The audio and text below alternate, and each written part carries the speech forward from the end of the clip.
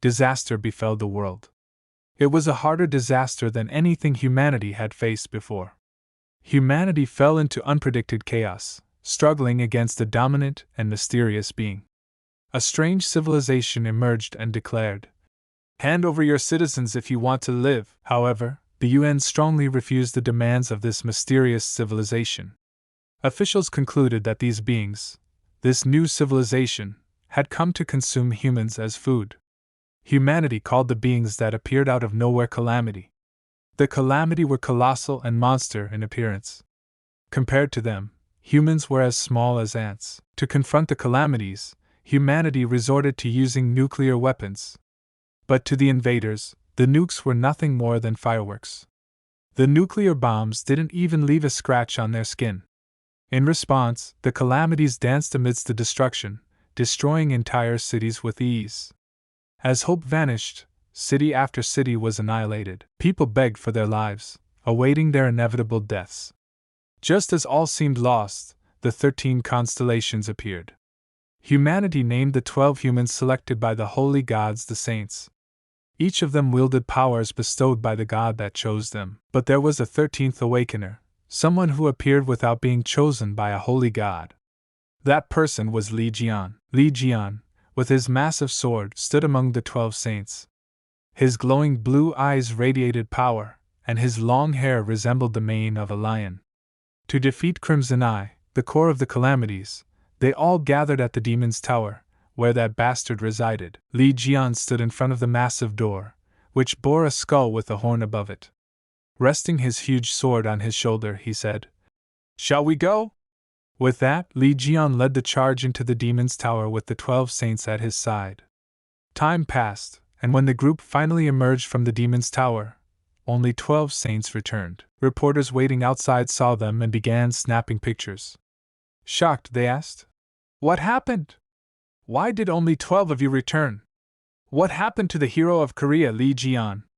Among the 12 saints, one whose face had a bandage stepped forward to speak. Standing before the microphone, he said, "Geon chose to sacrifice himself for the sake of humanity." As he spoke, tears streamed down his face. But no one knew the truth. The man's words were nothing but lies. While it was true that Geon risked his life, he didn't sacrifice himself. What really happened was that Geon had barely managed to defeat Crimson Eye. The Crimson Eye monster, towering 7 times larger than a human, had a massive red body. Its head was adorned with 4 horns. It roared furiously.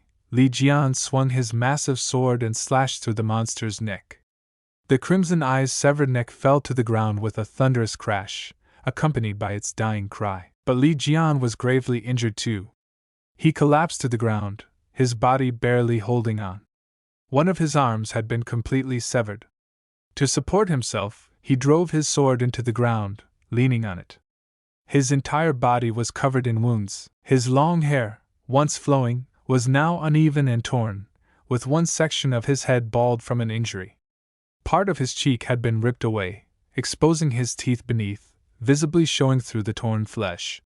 Through gritted teeth, he muttered, "Fucking sons of bitches. Those 12 saints actually run and abandon me." But thankfully I still managed to defeat this Crimson Eye monster. As he was about to catch his breath and celebrate his victory, a sharp pain struck him from behind. A dagger pierced through his heart. His body trembled in shock and disbelief. Clenching his teeth, the attacker, standing behind him, shoved him mercilessly, sending him tumbling off a cliff. Geon fell deep into the mountains, shouting in fury, "Bullshit! Who is it?" Unknown to him, one of the men he thought had gone stabbed him in the back with a dagger and pushed him into an inescapable. As Geon fell to the ground, he realized he wasn't alone. He felt a presence nearby. A huge, unblinking eye stared at him, watching his every move. Struggling to stand, Geon thought to himself, "They didn't leave me alone. They made sure I had a reliable friend." With his broken teeth, he opened his mouth and muttered, "Shit! My left arm's cut off, and my right arm's basically crumpled from the fall. It'd be easier if I just died here." He glanced at his sword, then grabbed a dagger and clamped it between his teeth. Using his remaining strength, he placed his hand on the hilt of his sword, trying to push himself up. Standing before the enormous monster, he declared, "Who said I'll go down so easily? I cannot die like this. I refuse to die until I get all those bastards who stabbed me in the back." As he finally steadied himself, he noticed something even more horrifying. It wasn't just one monster, an entire army of creatures surrounded him. But Lee Geometry stood tall, determined to defeat them all. His resolve burned brighter than ever as he prepared to fight his way out, vowing to return and exact revenge on the 12 saints who betrayed him. At Kakao's fried chicken shop, Hugo Outer, the Sagittarius saint, sat at a table. In front of him was a plate of chicken and various sauces. He looked at the person sitting across from him and said, "Lee Geon, listen to me carefully. You are going to die tomorrow." Lee Geometry, wearing a hoodie and devouring drumsticks one by one, paused and replied, "What? Oh Teksu, why do you want me to die so badly?" "It's because I'm eating 2 drumsticks, right?" Hugo, visibly annoyed, snapped. "How many times do I have to tell you my name is Hugo, not Teksu?" Lee Geon started laughing and then said, "Well, I understand why you're worried, but I'm not going to die, friend. The number of calamities I've killed is way more than all of you 12 saints combined.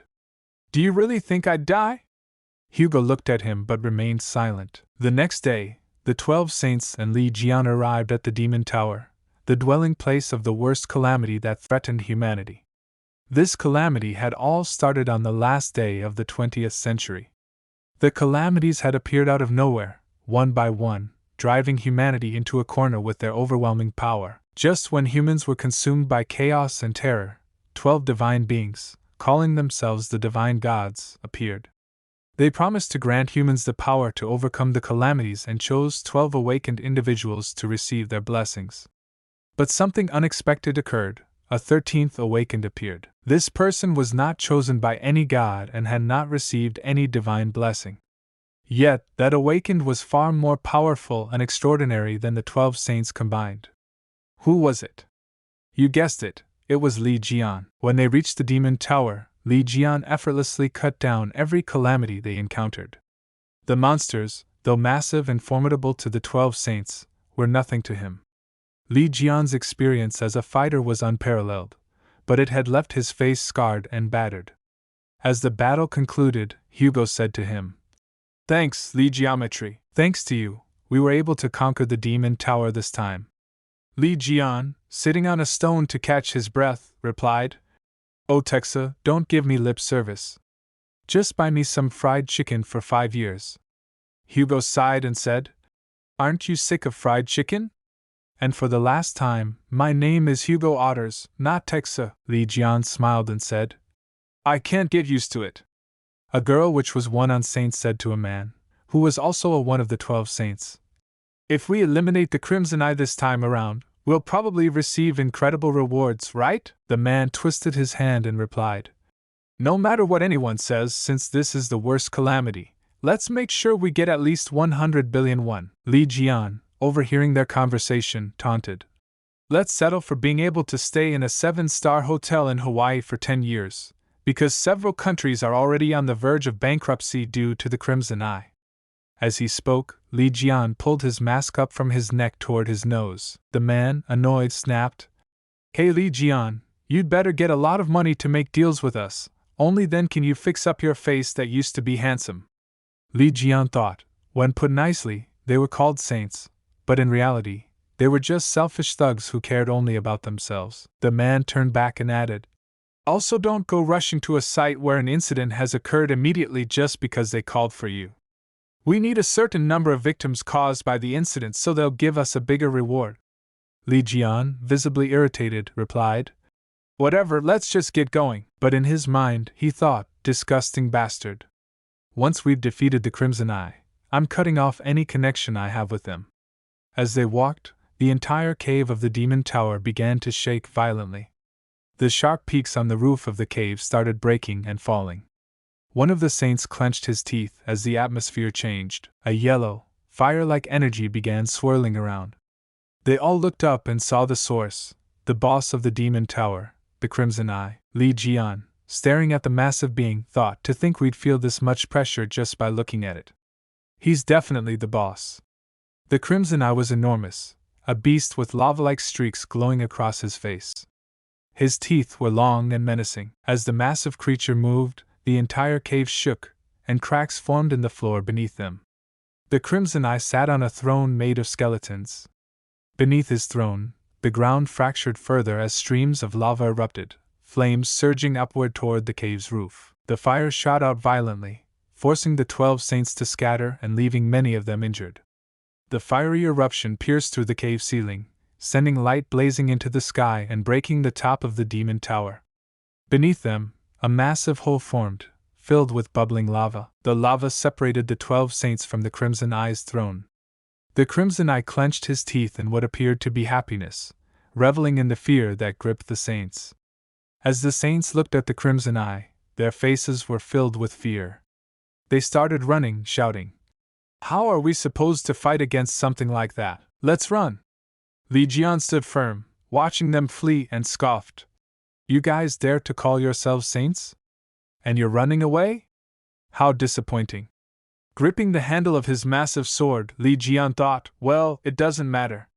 In any case, the person who will defeat the Crimson Eye will be me. With a confident smirk, he leapt forward, directly in front of the colossal monster, ready to take it down. The rest was history. Geon succeeded in defeating the Crimson Eye. However, he fell into a trap. He was sent plummeting down a cliff, landing in a place crawling with countless monsters. With a dagger clenched between his teeth and his sword in one arm, Geon fought relentlessly, slashing through the endless hordes of creatures. As he battled, he thought, what's it like outside now? Is the flow of time different inside the tower compared to the outside?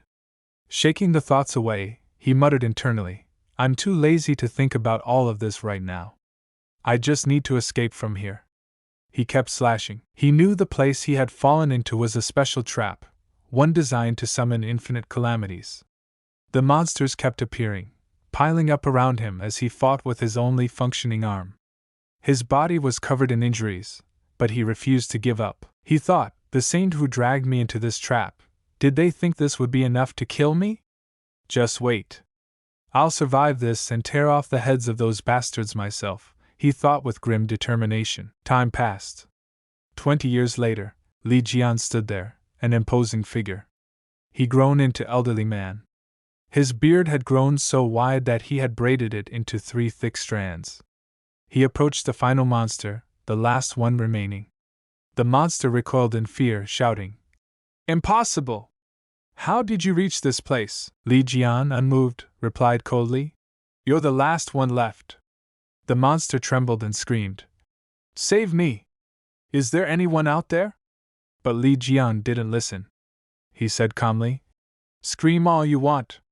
With a swift and effortless kick, Geon struck the monster, killing it instantly. As the monster's body fell lifeless, Geon muttered, Is it finally over? Can I finally get out? At that moment, as the last monster perished, the entire demon tower began to tremble. Stones and rubble started to rise, defying gravity. The entire structure moved upward, and Geon himself was pulled along with it, ascending. Outside, the entire city lay in ruins. Buildings had collapsed into each other, and the ground was littered with debris. The destruction stretched as far as the eye could see.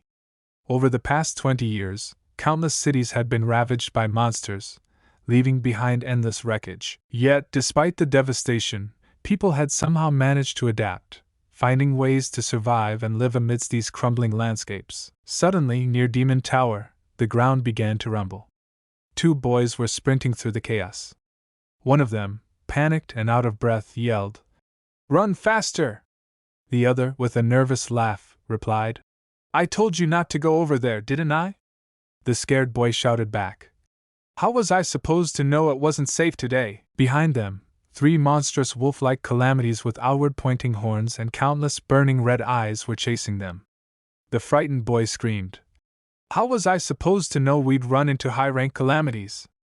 The other boy, still half-laughing, said grimly, We're done for! The fortune-teller said I'd meet an unimaginable monster today, and he was spot on. The wolves closed in. One of the calamities lashed out with its claw, knocking the scared boy to the ground. He writhed in pain but managed to look up as the wolves surrounded him. There were too many of them, their glowing eyes glaring menacingly. In pain, the boy struggled to stand and muttered, "If only Li Jiannim had survived the demon tower, a calamity like this wouldn't be a problem." At that moment, a deafening crack echoed through the air. The demon tower in front of them split open, light bursting from the cracks. The ground shook violently as the tower's massive doors shattered, sending a shockwave through the area. Stones and rubble rained down, stones and debris rained down, burying the wolves beneath the rubble. However, the two men, though partially trapped under the falling stones, managed to survive. One of them shouted in disbelief, "What just happened?" Peeking over the stones, the other gasped, "Look! Someone's coming out of the collapsed tower!" The first boy stammered, "A human? Is that even possible?" Emerging from the tower, standing tall amidst the rubble, was Li Jian. His muscular frame was intact, both arms restored. He looks young. He exuded an overwhelming presence, his aura crackling with energy. Clenching his fists, Li Jian growled, "How dare you bastards stab me in the back and push me into that trap?" Turning his gaze toward the two boys, his body began to glow with a vibrant green energy. He snarled, "You're all going to pay for this. Every single one of you is going to die."